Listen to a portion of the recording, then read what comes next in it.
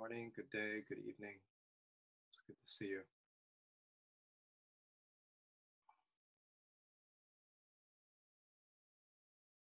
To see you and to be with you, and to be with one another.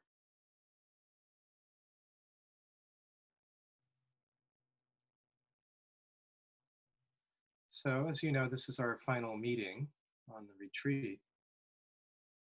And I was talking to Kate a little bit before we began, and I'd like to leave.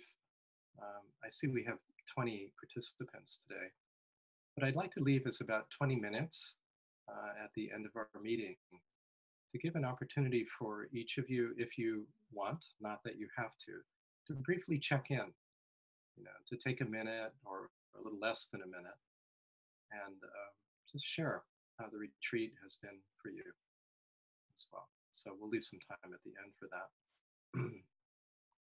And I also want to encourage any of you, two things. Any of you who've not spoken and would like to, please, I encourage you to do so today. And then people that where we've had exchanges before, and you were exploring something, going deep into some inquiry.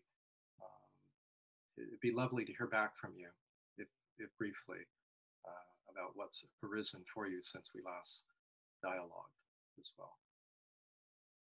So we'll have time for that in today's meeting. So today I wanted to talk about relationships and human relationships and really relationship with all of life. Very often this is the most challenging area for us. And it's also one of the richest areas of exploration in terms of remembering who we are. So it's a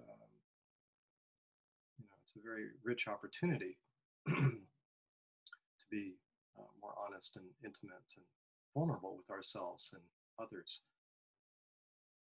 And the main point, I'll say it at the beginning, and then we'll come around to it a little bit later. The main kind of question, I would say, is, do we relate from a sense of fullness and wholeness or not?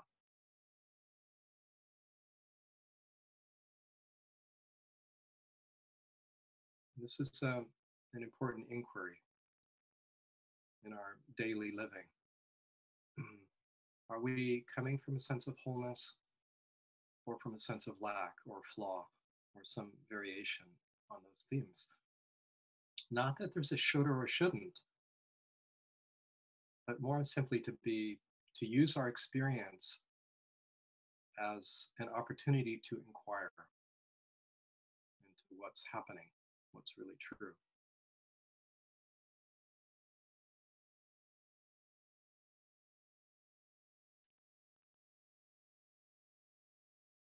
So, ordinary relationships are dualistic. That is to say, they're self-object relationships, what psychologists call self-object relationships, meaning there's a me here and a you there.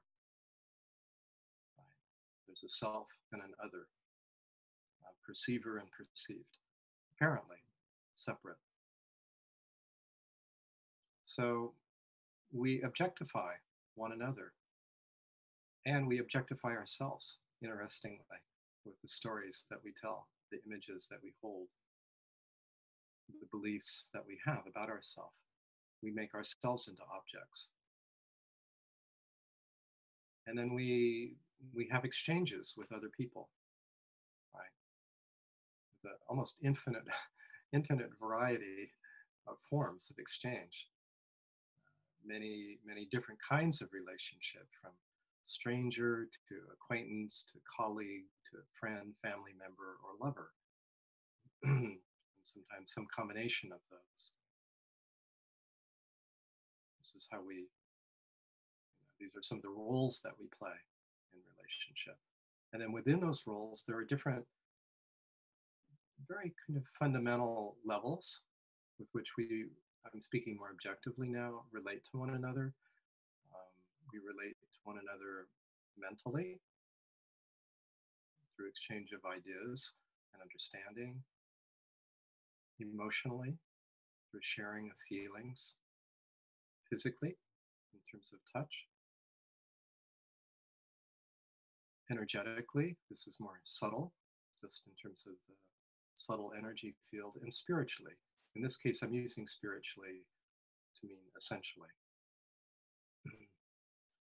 We're always in essential relationship with one another, ourselves, and everything, whether we recognize it or not. But the recognition is very important. So all these levels are going on simultaneously. Some are very short term, some are long term. They all have an impact on us as human beings, intellectually, emotionally, physically, energetically. Sometimes those impacts are very nourishing, beneficial. We need relationships as human beings. We're in a web of relationship, not only with one another, but with animals and plants and the biosphere and the planet as well. So an intimate, interrelated web of relationships that as human beings we need to some extent. We thrive on healthy relationships and we suffer in unhealthy ones. So we're navigating, we're in a sea of relationship all of the time.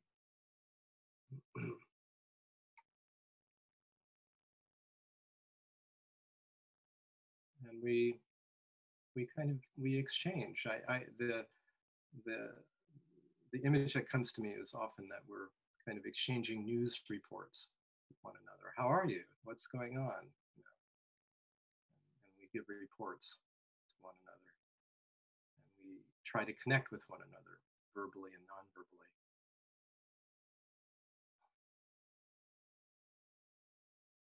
I think for me, a very simple and useful metaphor is waves on an ocean. It's like we're all like waves on an ocean and we've forgotten the ocean part. So we feel ourselves as like these separate waves, little white caps on the ocean. So when we take ourselves in as an object, we objectify others, and we inevitably feel estranged, alienated to some degree.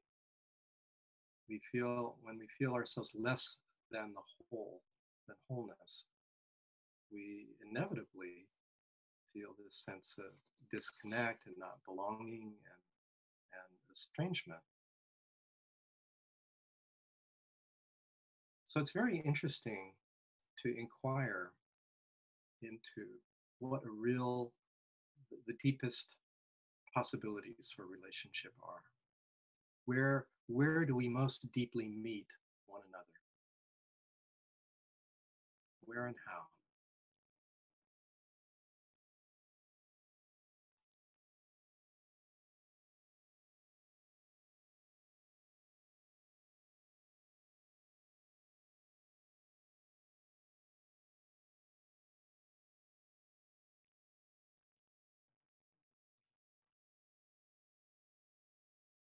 What is our most intimate relationship like? Or when has it been?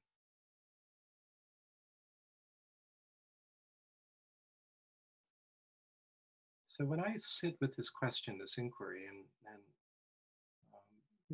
each of you will come to your own response or answer to that, my attention goes to the heart. Like when I feel most deeply touched and engaged with others, I feel it here. You can't see, but I'm touching my heart area. And I imagine that's true for many of you as well. Often when we're speaking about the experience of love and intimacy, this is what lights up internally, is the heart area. as we've discussed, we guard our hearts consciously and unconsciously. So I would suggest our deepest meeting happens in and through the heart. But it's very interesting, it's very, very interesting to explore what this heart is. And we've been doing that during this retreat. The heart is so deep, so sensitive. You can feel it now as we speak. I can feel that you feel it. It's the shared heart. This is one of the great mysteries of life. As we go more deeply into the heart area, it feels more and more intimate and more shared, universal. Do you know what I mean? Some of you have a sense of this? We're moving into the dimension of true communion, an essential sharing.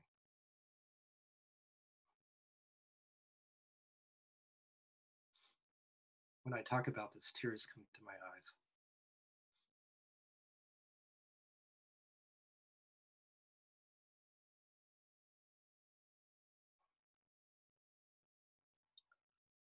This is our great yearning,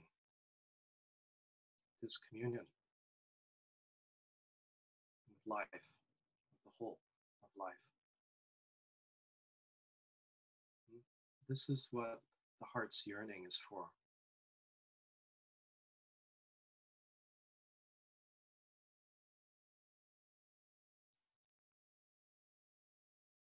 And this communion, this essential communion it's important to differentiate it from merging, psychological merging, which is when we give up our experience to another. In other words, we let ourselves be absorbed in another's relative experience. And that can happen, very easily, particularly with children, and adults. They get absorbed in the adult's world, their feelings, their views, and they really don't differentiate. They don't have their own true seeing and knowing and understanding. It happens quite normally. And an important part of life is to individuate, for us to come to our own distinctive understanding and direct experience. And that's what I'm talking about. Not about some kind of psychological merging, but a very deep individuation where we go into the core of who we really are and discover our non-separate essential nature. And as we discover this, a transformation happens in our ordinary relationships. Our grasping falls away. Our attempt to control and manipulate softens. Because so much of relationship, ordinary and conventional relationship, is trying to get the other to show up in the way that we want them to, so that we feel okay, complete, loved, approved of. Have you noticed? Even if we don't behave this way, we think this way, right? And feel this way. All this subtle controlling and manipulation. We see this in friendships and intimate relationships and couples and families. If only, and the unspoken belief is, if only you would change, then I would be okay. I would be happy. It's not true. I mean, there are boundaries to set and sometimes relationships to end or radically change because they are out of balance and dysfunctional. But that's not what I'm talking about. That's an important part of life, to be able to be clear about yourself and set healthy boundaries.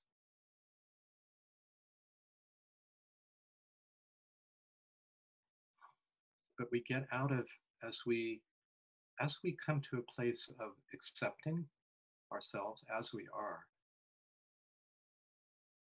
judgments fall away. And so our judgments, which are forms of trying to control others, also fall away.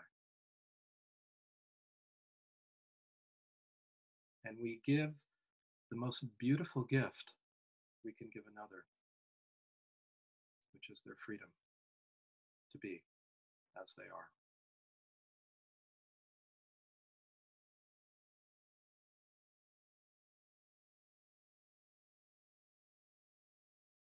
In recognizing our inherent wholeness, we inevitably and quite naturally see it in everyone else because it's the same wholeness. So we give people the freedom to be as they are, and we give them the gift of our own seeing of their wholeness. And something responds to that.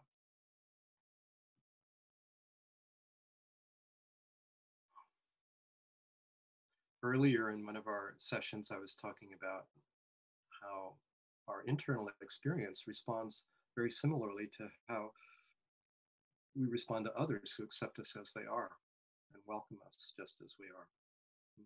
So I'm addressing the other side of this now.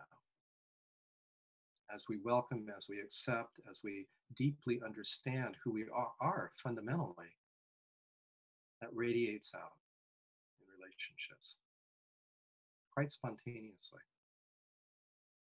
And this is not all or nothing. This is a process of discovery, a reorientation of the body mind from a sense of lack, deficiency, flaw, to a sense of wholeness and fullness. So it's a process, it's a gradual, transformative process.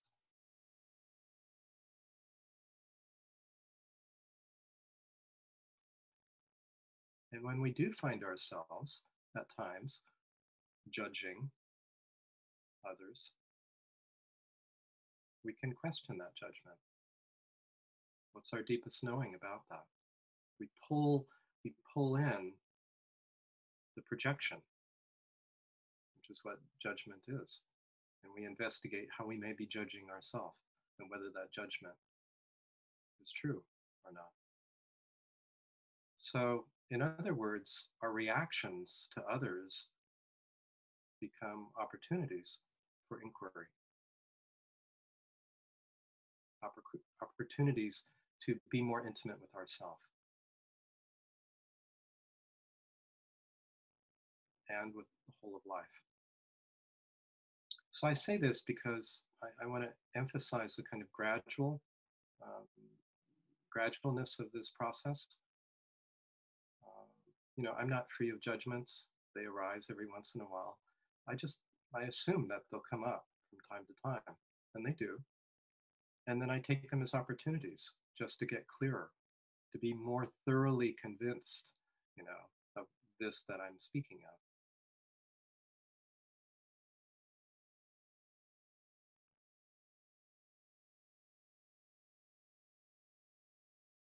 And what we discover over time, gradually, more and more, is this with this inner sense of freedom and self knowledge, it transposes to our relationships with other people.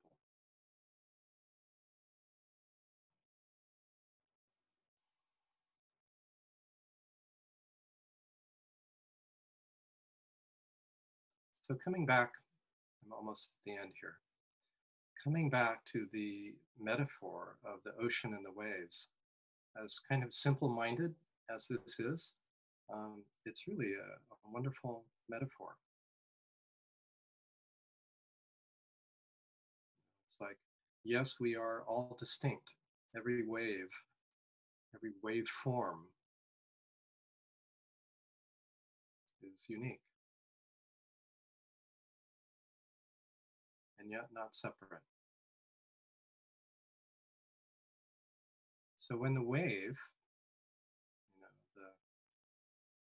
the individual body minds, and with our little name tags that we all have, when we actually discover, oh, we're an expression of the ocean in a very deep way, not intellectually, but palpably and viscerally discover this, there's a relaxation that happens and an outpouring of gratitude and love,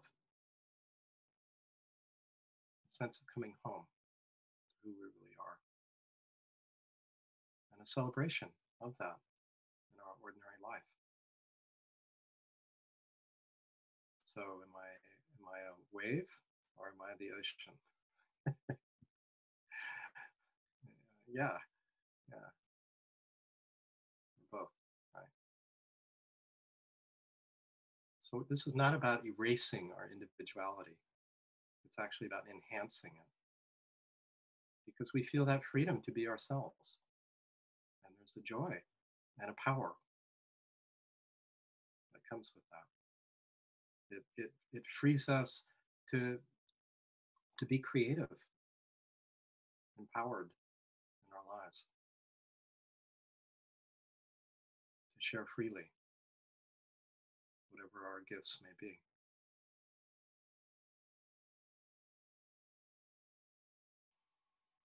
This is the great intimacy. And it's not something that we have to, through some kind of effort or straining, create or cultivate. It's much more about discovering what's here. It's much more about unlearning what we thought to be true.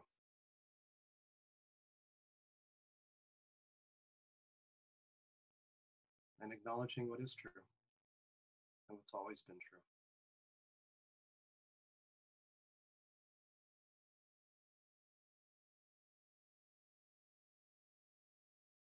So let's open it up. Let's see what you have to say.